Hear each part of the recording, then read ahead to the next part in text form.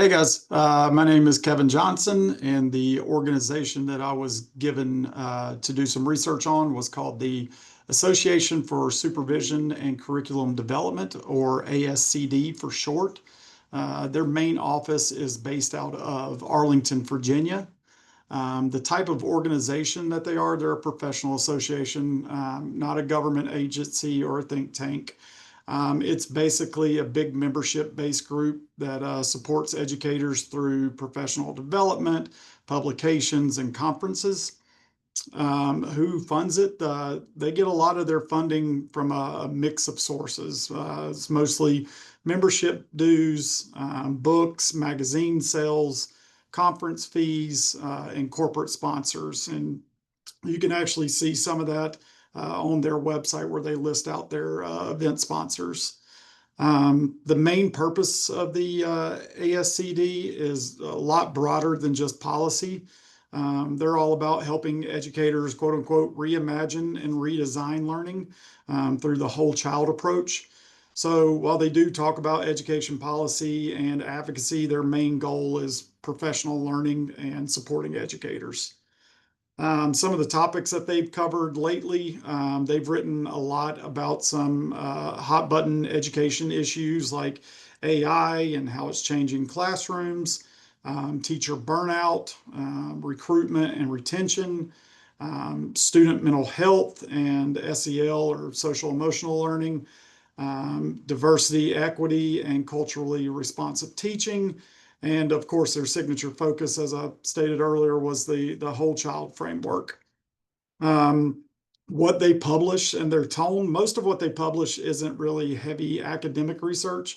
It's more teacher-friendly stuff like magazine articles, books, blogs, policy briefs. A lot of it mixes expert opinions and research summaries. They don't really take a political stance, but you can definitely tell that their values lean towards equity, inclusivity, and student well-being. The data that they use, is it original or is it synthesized? It's mostly synthesized, meaning they pull together from other studies and they make it practical for teachers and for leaders. Sometimes they'll do their own studies or surveys, but it's not really their main focus. You can tell because usually their publications will cite other people's research instead of describing their own data collection methods.